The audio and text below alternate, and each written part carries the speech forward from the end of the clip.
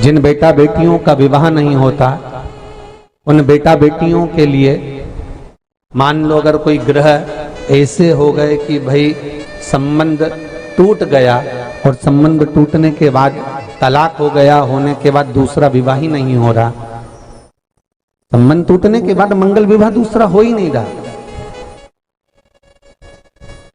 तो प्रयास करिएगा। माँ जगतजननी जगदम्बा का हाथ इस तरह से रहता है, आपने दर्शन करे होंगे पार्वती मैया के शिव मंदिर में, तो पार्वती जी का हस्तकमल शंकर जी की साक्षी में हमेशा बंधा हुआ रहता है, शिव की साक्षी में। महाराज प्रदोष काल में, प्रदोष के दिन कभी भी, किसी भी प्रदोष के दिन, वैसे तो मूल है इसमें सोम प्रदोष का वर्णन, सोमवार की जो प्रदोष पड़े उसका मूलता माना गया है, पर आप प्रयास करना कि किसी भी प्रदोष के दिन जिसका तलाक हो चुका हो, जिसका संबंध खराब हो चुका हो, संबंध हो ही नहीं रहा हो वापिस से,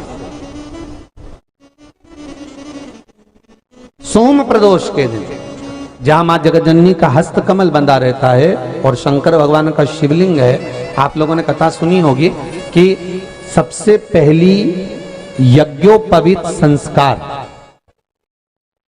सबसे पहला यज्ञोपवीत संस्कार किसका हुआ था और किसने किया था? महाराज सबसे पहला यज्ञोपवीत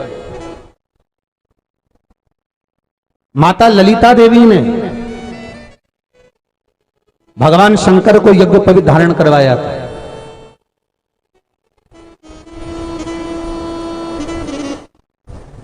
मां ललिता देवी ने सूत्र बनाकर अपने हस्तकमल से भगवान शंकर के सम्मुख में बिठाकर भोलेनाथ जी के हस्तकमल से स्वतः सूत्र बनाया था।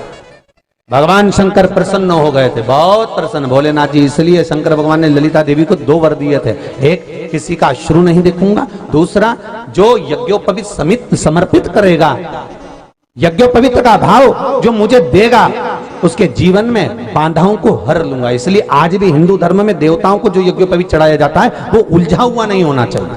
देवताओं को जो यज्ञोपवीत चढ़ता है उसको सुलझा कर चढ़ाया जाता है, समर्पित करेगा।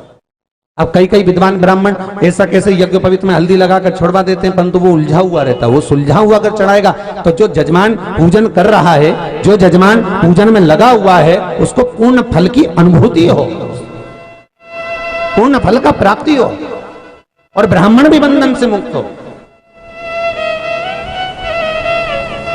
ललिता देवी चाहिए।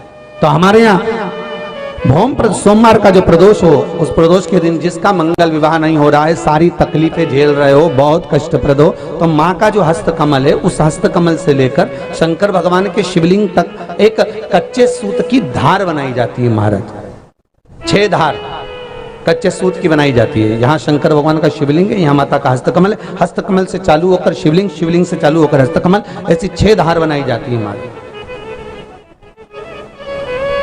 और धार बनाकर उस धार पर माखन का लेपन किया जाता है भगवान शिव को।